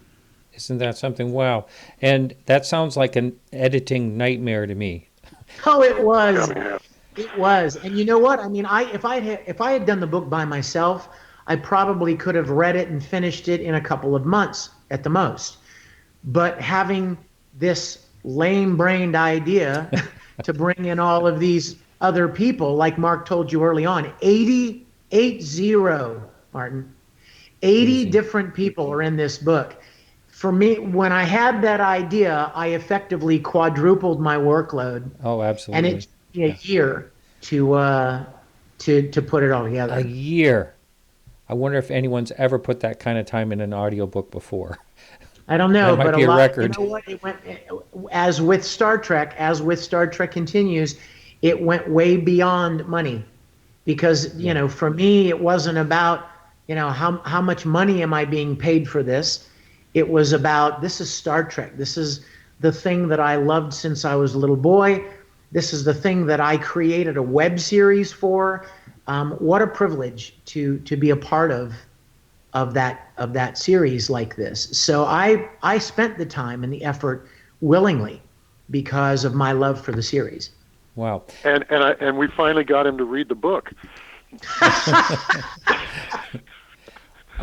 Getting back I said, Vic, Vic, you're always flying somewhere. Here's a great book to take on the plane. But when Vic is on a plane, he's editing. He's doing stuff on his laptop. So he doesn't have time to sit down and read a 500-page book, which is just season one. I said, Mark, I'll listen to the audiobook. And he said, there is no audiobook. There is now. Wow. I do have a question for you, Vic. When you were creating this web series and had to have all this money involved, are you allowed to make money to pay expenses and not to earn money on something like that? The money that you raise can go for the hard expenses. For instance, when we made the first episode, Pilgrim of Eternity, I paid for the airfares. I paid to fly everybody to the studio. And then you got to put them in hotels, right? So somebody's got to pay for them. The hotel people, they may even be Star Trek fans, but they're still going to charge you for the rooms. Yeah. And everyone has to eat every day. So and then you have dolly rentals and camera tripods and hard drives and makeup supplies, and there are hard costs associated with putting something like this together. So you're allowed to pay those, but a singular person like an actor or a makeup person or a wardrobe person is not allowed to make a profit off of something like this. And that is the real beauty of it, if you think about it. I have to tell you, he got professionals, people, Hollywood professionals, to work on this show who were Star Trek fans, like Doug Drexler, who's done the special effects for Next Generation and a couple of the other series, a lot of the movies. He would do the Enterprise, shots and things of that nature. He came and did all the shots for the Enterprise on Star Trek Continues, which is why it looks so damn good. And you know what, Martin? When I was living in LA for a while, and when I would tell people at studios there what I was doing, the first question out of their mouths was always, "Well, how are you making money?" Yeah. And I would look at them like, seriously? Is that really what your world revolves around? Is it such a foreign concept to you that somebody would do something out of pure love and passion? There are some things that are greater than money, and some things that money can't buy. And one of the most beautiful things about Star Trek Continues and all these fan productions is that people made them out of pure passion and love for the series, not because they were going to make $1 million or they were going to be famous or they were going to bank a big paycheck, but because they really loved the material. And like Mark said, we had professionals working on our series, and none of them were paid anything because they did it because they loved Star Trek and they wanted to be a part of it. And that was extraordinary. It's incredibly rare. That is. I can't think of any other situation where that would happen right off the bat. Not usually, no. Yeah. Well, it was like when Vic asked me to do a script for the show. It was not a paying job, but I had lots of other paying jobs. I've written hundreds and hundreds of scripts in my life and my career. So I did a couple script assignments, and then I blocked off 2 weeks, and instead of taking a vacation, I wrote "Divided We Stand." And I had more fun writing that script because I always wanted to write a script for the original series. Everybody at Next Generation wanted to write scripts for the original series. Everybody there was a fan of the original series. And it was difficult because by this point in his life, Gene Roddenberry decided that if we are going to survive 100 years beyond the original Star Trek, man has to get rid of his petty differences. And so there wasn't very much conflict between the characters in the other Star Trek shows. And so all the writers down there were thinking, man, we wish we could be writing for Kirk, Spock, and McCoy and have conflict, and teasing each other and doing things like that. So when I got to write Divided We Stand, it was better than taking a vacation for me. And by the way, Martin, that is the 5th episode. So you'll be coming up on that pretty soon, and you'll remember that Mark wrote that story. But with no conflict, there's no story. In any book you read, any movie you watch, any television show, if you have no conflict, you have no story. So think about it. If 300 or 400 years from now, everything's just hunky-dory and everybody just all gets along, what do you write about? So there has to be conflict in order for there to be a story. Wow. That was a very interesting point that Mark made. I'm going to be, and I do that. I do that with the books too. As I mentioned earlier, I didn't lay heavy on the scientific memos. I sprinkled them in so you could see that he had that support, and NASA was really into it. There's a great picture in the book too of all the people in NASA at their control stations for one of the Apollo flights, and they're all wearing Spock ears. Every one of them. They were fans. But I knew my screenwriting instincts, what I brought into these books was, this is a very dramatic story. How it got on the air, how it stayed on the air, the fights with the network, everything else, and the fights with production. How are we going to take this script and turn it into reality? How can we afford to do this? And fortunately, they wrote such colorful memos, Bob Justman in particular, and he could have been a stand-up comic. His memos were so funny when they were trying to do the episode The Doomsday Machine, which they did do. He didn't want to do that one. And he wrote memos to Gene Kuhn and Gene Roddenberry saying, if you don't cut this assignment off, I'm going to start sending you my psychiatrist bills and things like that, because he had to take this script and find a way to realize it. And so the conflict with those characters in that show and the type of stories they were writing and the conflict behind the scenes makes this an engaging read. Some people, because of the size of the books, will refer to them as reference books, which always offends me because they're not. They're a very dramatic read. And so much so that when they were published, ICM, one of the bigger agencies in Hollywood, contacted me to see if the screenwrites were available. Because they said, this would make a good series, a series about the making of a series with all the drama that's in there. All right. Unfortunately, you need CBS's permission.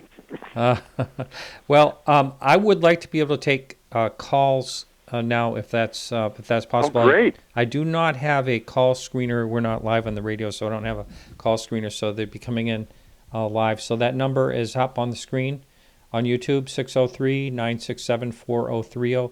Now, I'm going to ask you the dreaded question you don't want to be asked, and I don't want to hear, they're all like my babies to me, but anyway, I'm going to ask you, what was your favorite episode of the first original series? I'm going to start out when I was a kid. I loved things like guinea pigs and hamsters and stuff like that, so I loved The Trouble with Tribbles. And I just remember as a kid, I love that one, but there were so many more that were really interesting, like the time travel one when they go back, when Joan Collins is in it and all that.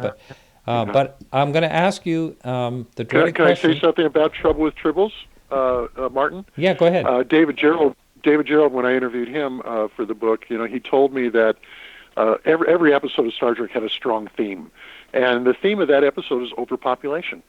And he had pet hamsters and pet rats and stuff when he was a kid. But you got to be careful not to put a male and a female in the same cage, or you're going to have a lot of little rats. And so that got him the idea of what would happen if these cute little critters that are harmless or seem harmless start breeding on the Enterprise, and then it's not harmless anymore. They're eating up your food reserves. They're just they're getting into the machinery, and so even the most benign creature can be a problem if you don't control population growth. Isn't that something? Where you can handle it. We have a call. So Vic, why don't you tell him your fave? Well, before we get into that, we do have a caller, and I'm sorry again, I don't have a screener, so I have no way to put these on hold for a long time. Caller, you're on the line. What's your name? Where are you calling from? Your first name? Caller, you still there? I think they may have dropped off. So if they call back in. Yep, it shows that they're some type of noise here. It hung up or something. They're trying again, so let's give this another try. Sure. Welcome to the show, caller. Your first name and where are you calling from? It did this last week to a New York number. Wouldn't take the call. I was having trouble with Skype. I should have used Zoom. And it may be just an issue. It did this last week because I wasn't on the radio show as well. So why don't we go ahead into Vic? Who's your favorite child? My favorite episode was a very obscure episode in the third season called Requiem for Methuselah. It was about this. The Enterprise there was an epidemic on the Enterprise, and they needed this substance to make an antidote for it. And they go to this planet, and there's this older gentleman living alone on the planet. And they beam down, and they meet this man, and then they find out that he has this daughter. And Kirk, of course, falls in love with the daughter. And then you find out over the course of time that this older man is, in fact, all of these famous men throughout history. He's immortal, and he was Moses and Socrates and Da Vinci and Brahms and throughout history. And what I loved the most about that episode was that at the very end of the episode, you see Captain Kirk as you've never seen him in the whole rest of the series. And that was ashamed of his behavior. Wow. You see Captain Kirk literally embarrassed about the way he behaved. And distraught. Yeah, as a little kid, I remember thinking, oh my gosh, he's a normal, flawed, flesh and blood human just like we are. He's not the perfect hero who always does the right thing and always has the answer. He screwed up and he knows it, and he really regrets it. And that really impacted me so much so, Martin, that our 4th episode, which you're going to be watching soon, I hope, discusses that very, very same thing. It shows a side of Kirk that has a lot of regrets and shame,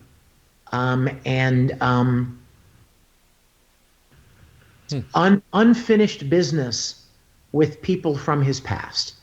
And it was the impetus for episode 4 was that final scene in Requiem for Methuselah. For me, that's my favorite episode, and that's why. Wow. Before we get into yours, thank you for that. That's really, I don't recall that in particular. It sounds familiar, but I just don't recall that. But for someone that kind of displays a huge ego, as Kirk seems to, that I can understand why that would make an impact. We are having an issue with Skype. We had several people trying to call in, and it would not join any of them. So we're going to skip the phone calls tonight, I'm sorry to say. And do appreciate those people who have tried to call in. I really do appreciate you trying. We'll be back to our radio station with this call screener next week. So go ahead, Mark. My favorite, and there's so many, Journey to Babel is a great episode. Doomsday Machine, Shore Leave. For real fans of the show, they know the titles. But my favorite is This Side of Paradise, which Dorothy Fontana wrote. And in that episode, they being down to a planet, they came to rescue, if anybody's alive, these settlers, but they're not expecting anybody to be alive because they found out there's a certain radiation that's been hitting the planet. And they're surprised to find that people are still there and healthy and happy. But the reason they are is because there's these spores that have taken over their bodies, not taken over their minds, but taken over their bodies so that they are protected from the radiation, and it gives the spores a body to live in. Well, when the spores hit you, your anxiety goes away, your troubles go away, and you become, and it was kind of like a commentary on drugs from that era. And Spock gets shot by the spores, and he falls in love with Jill Ireland. And the entire crew abandons the ship, and Kirk is left all alone on the ship. He's been shot by the spores too, but he doesn't give in to them because he's such a driven man. He is imperfect. He's swaggering, commanding, driven, ambitious in every way possible, and so he fights off the spores, and they can't get an edge on him.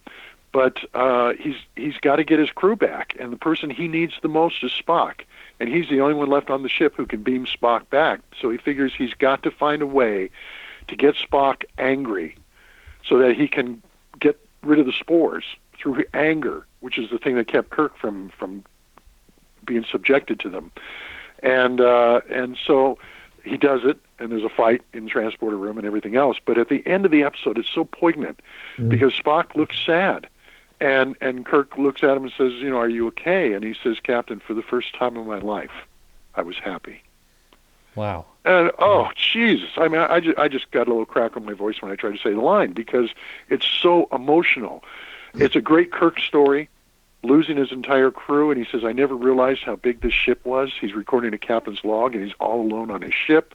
It's a great story for Spock because he falls in love, and for the first time in his life, he was happy, and he lost it, and so forth. These are the type of stories they told on that show that I've never seen on any other TV show, science fiction or anything else. And that's what hooked me on this series. I do remember that. I do remember that particular one. How do you think the show itself, when it was in production and, became semi-popular or popular? You were saying that it was actually popular during the, when it was being the first out, the first run.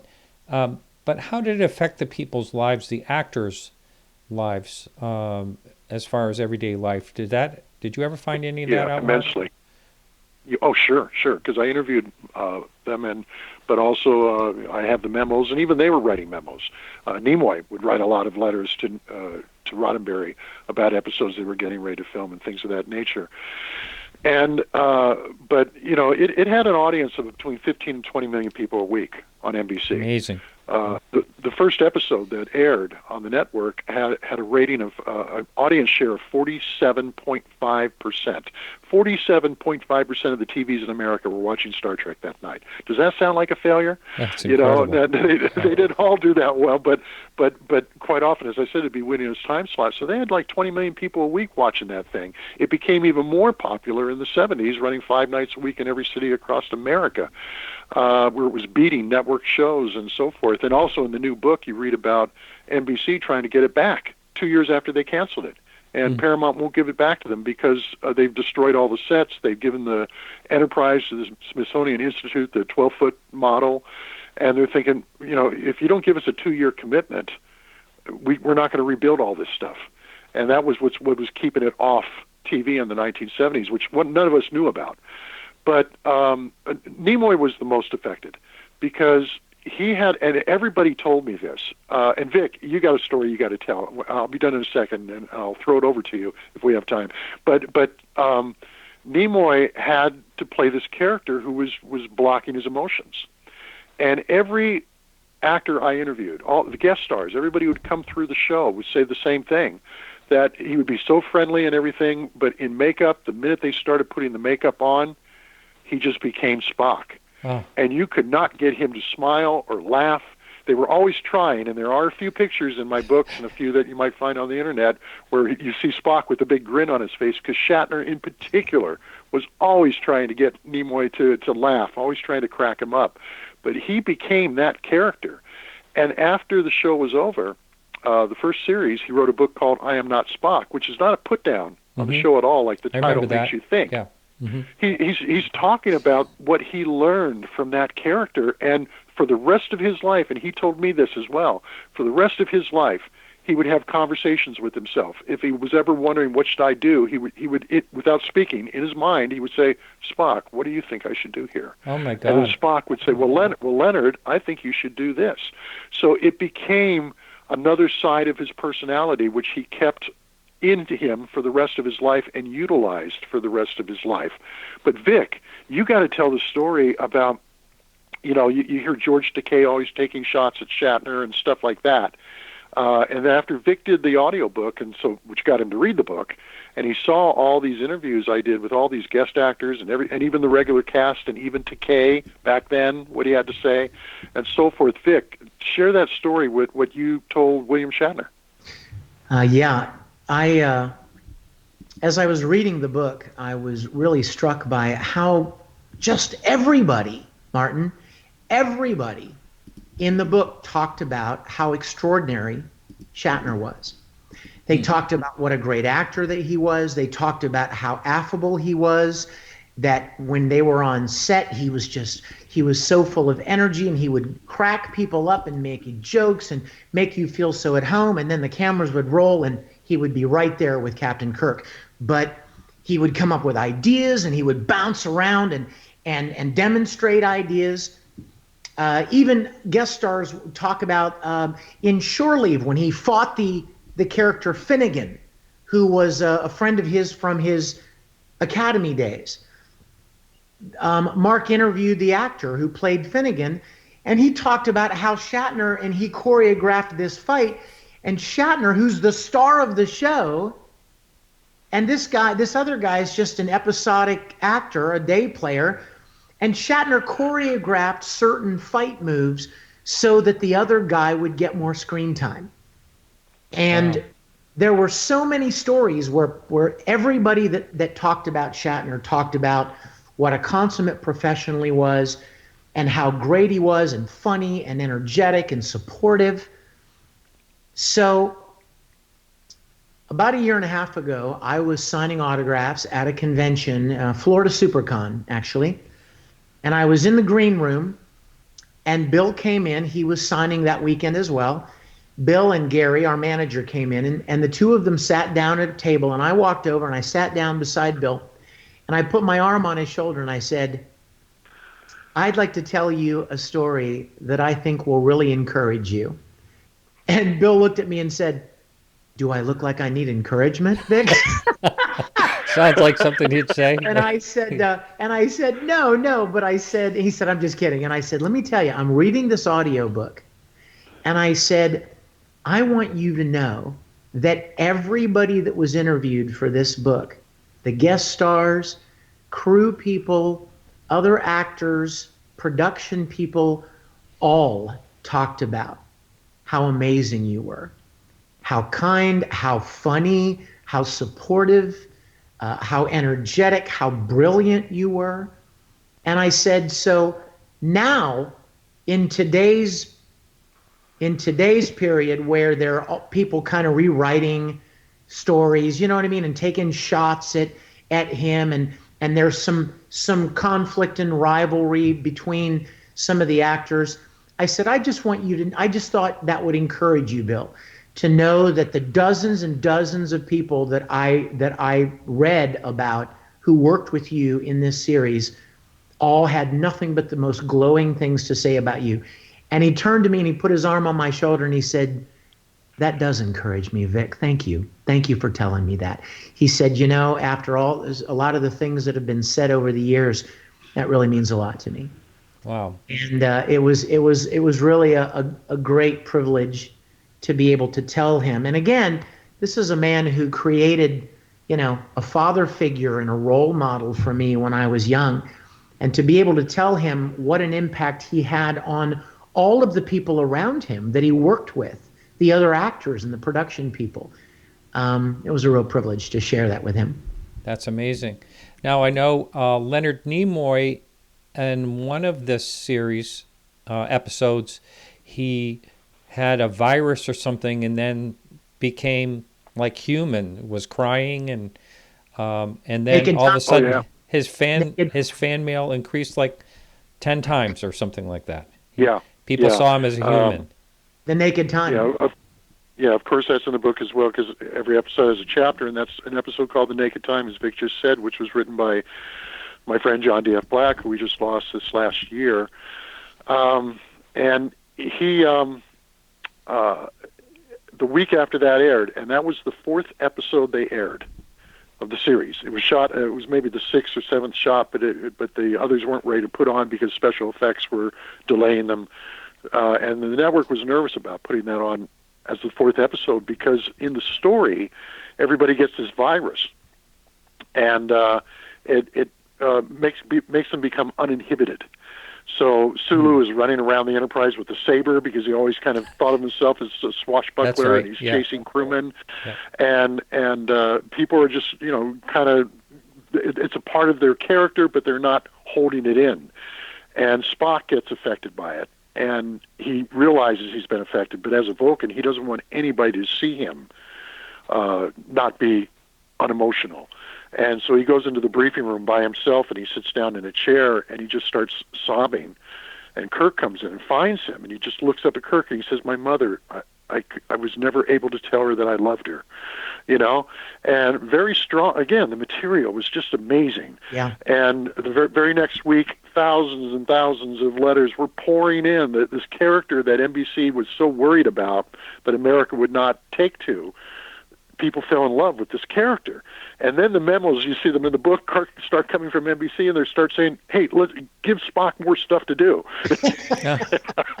he's getting more mail than the monkeys. Star Trek and Leonard Nimoy were getting more mail, more fan letters were coming in, boxes and boxes and bags than even the monkeys were getting, which were on NBC at that time.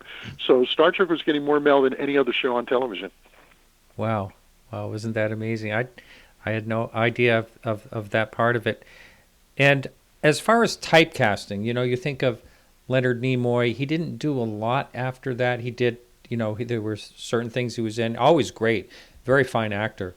Um, Kirk, Bill Shatner seemed to handle that well, going on to different things. But do you think a lot of people were typecasted and had nowhere to go after Star Trek? Oh, they all told me that. Jimmy Doohan, Walter Koenig, who's a friend of mine as well. He just wrote the forward for this. Excuse me. I'm sorry. I didn't mean to interrupt you, but can you tell the actor's name, but who they played in the? Oh, sure. Yeah. Sure. Well, Jimmy Doohan was Scotty, and Walter Koenig was Chekhov. And Walter just wrote the foreword for my new book coming out. Dorothy Fontana wrote the foreword for the last one. She'd been reading them all. Did you want to write the foreword? Sure. But Walter, and so Jim Doohan and Walter Koenig especially, because both of them had done a lot of work on television before Star Trek, especially Jimmy Doohan, who was a little older and had been in more than 100 guest spots on different shows. Wow. And he was Canadian, but he was great with dialects. And so when Gene Roddenberry hired him for Star Trek, he said, I want you to play the engineer. I'd like you to have an accent. What do you want to have? And it was Jimmy Doohan who said, I think, he should be Scottish, because the Scots are always great with engines and machines and things and all that. Well, when Star Trek went off, he's suddenly not getting hired. He'd be doing a dozen guest spots a year before Star Trek, and now suddenly he's doing one or two a year because people would think, oh, we can't hire him. He's Scottish. Unreal. We don't need this character to have a Scottish accent. And so the same thing happened to Walter. He was really coming alive as an actor on television, doing a lot of guest stars, young, good-looking boy, and everything. And then he gets on Star Trek, and they have him do the Russian. The Russian accent. His parents were his parents were Russian immigrants, so he was able to do that accent very well because that's the way they sounded when he was growing up to him. And after Star Trek, it's like, well, we don't need a Russian, so we're not going to hire him. So that really hurt them in particular. Shatner, because he was so successful before Star Trek, had a series, had been a top TV guest star, he bounced right back. Right. Because they knew he could play anything. Yeah. Nimoy was typecast as Spock, and he had done a lot of work for Star Trek before Star Trek too, and was a tremendous actor, but he wasn't getting offered the roles that he wanted. So he did 2 years on Mission Impossible so he could play a master of disguise and do different dialects to try to show. And after that, he started doing more stage, and I mean Broadway, big stage, because he said, I just don't like the roles that are being offered to me. So he chose to do less television and film after Mission Impossible, and he kind of went to do the stage work where he could do Fiddler on the Roof and be singing and playing the lead and things of that nature, and Sherlock Holmes and stuff like that on Broadway. So that was an artistic choice of his. Wow. I didn't realize he had a singing voice. That's amazing. Oh, well, he did some records back in the 60s. Mr. Spock's Music from Outer Space. Oh, my God. Stuff like that. How about that? I remember Bill Shatner from Twilight Zone, several episodes. He was in that way back. Yeah. Well, and Bill Shatner was in a lot of movies, Judgment in Nuremberg, and he was one of the prosecutors in the movie. He had that series for The People. He was in the pilot for The Defenders, and they wanted him to play the son of E.J. Marshall, but he turned it down, so they hired Robert Reed. But Shatner was like the guy everybody was trying to get into a series. I see. And that's why he was one of the first ones that Roddenberry thought of. So it was Shatner, Jack Lord, and Robert Cooper, like the three go-to guys that everybody was trying to get for a series. And they even offered Captain Kirk to Jack Lord when Shatner wasn't available. And before they got Jeffrey Hunter, they went to Jack Lord and said, will you play this? Can you imagine? That's something. He wanted too much. He said he wanted a piece of the action. Shatner got 5% of the show. Jack Lord wanted something like 10 or 15%, so they turned him down. And then he was hired to do Y50, which turned out a pretty good show, and he owned a chunk of that. Yeah, amazing. you know, Martin. People sometimes make fun of Shatner, as they say, overacting, but back in that day, he was heralded as an incredible actor. I mean, he was a Shakespearean trained actor, and he was very, very, very highly respected as an actor. And I always find it funny when people nowadays want to take pot shots, but man, he was it was really something for them to get him for Star Trek because he was highly respected for his abilities. Right. And well, you see that in the books too. They were very excited when they got him because they wanted him to begin with, and so when his show got canceled and they were able to bring him in, and he told Gene. Gene called him. He said, Shatner said, I love science fiction. I've done a couple Twilight Zones. I've done Thriller. I've done all these things. I love science fiction. He came, saw the pilot, and he said, sign me up. Wow. I'm your captain. Excellent. And the memos in the book are just great because like Bob Justman's going, we got Bill Shatner. Now we're going to go places.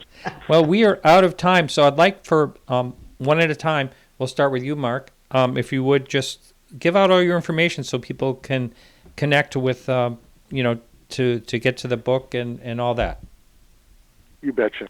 Well, my publishers for these books is called Jacobs Frown Media Group, and they got their website, jacobsfrownmediagroup.com. But that's a hard thing to remember, so they also have a link to it, thesearethevoyagesbooks.com. And you can go there and you can read about the books, you can read excerpts from the books, you can hear excerpts from the audio book, all that kind of stuff. Of course, the books are available on Amazon and Barnes & Noble and so forth. But the nice thing about going to thesearethevoyagesbooks.com is if you get the book, it comes signed. You can even get it inscribed. I do them every day. They send me things and say, sign this book this way and the whole bit. And the audio book is there, and it's also on a service called All Sound Inc., AWESOUND Inc. You won't find the audiobook on Amazon. Actually, you will find a DVD set of the audiobook, but if you want it as a download to play in your mobile device as you're taking a drive across America and you need a 28-hour audiobook, you can download it to your mobile device from thesearethevoyagesbooks.com or allsoundinc.com. All right. Well, I will have all these links in the show notes at podcastufo.com, also on YouTube. And we are just about out of time, so if you could quickly, Vic? Yes. First of all, thank you so much for having us. As Mark said, the audiobook is available. Please check it out. You will love it. I want to give a shout out to Chelsea because not only is she amazing and wonderful, but she helped organize all of those actors and helped me figure out who spoke in what chapters. So oh my God, wow. It was an enormous undertaking, and she's amazing. But you can check out StarTrekContinues.com, the website. All of our episodes are there, free to watch, all of it. Behind-the-scenes videos, making-of videos, interviews, and all the episodes, all free. It's all for the love of Star Trek. I do a lot of event appearances around the country. If there are any Comic-Cons near you and you happen to see my name on the roster, come and say hello. NeutralZoneStudios.com is the website where you can find out information about touring our sets that we built. Oh, yes. And it's available. I may check that out myself. Yeah. Like us on Facebook, and we'll hope to see all of you at the studio. Excellent. Thank you both so much. It's been a lot of fun for me. A really great way to wrap up the year. Yeah. Thank you. Thank you, Martin. All right. Have a good night. Happy New Year. Happy New Year. All right, everyone. So that is it for the show. Thanks so much for listening. And we'll be back next week we have David O'Leary. He's the executive producer for Project Blue Book, as well as Sean Jablonski. They're both going to be on. And then Ted Rowe in the second hour. So we'll be back at the regular time on KGRA Radio, as well as YouTube, as usual. And I want to thank everyone that helps out with the show. I want to give a special thanks to Michelle as well for helping out with our guest tonight. And again, very enjoyable. And we'll see you next week. And remember to keep your eyes to the sky.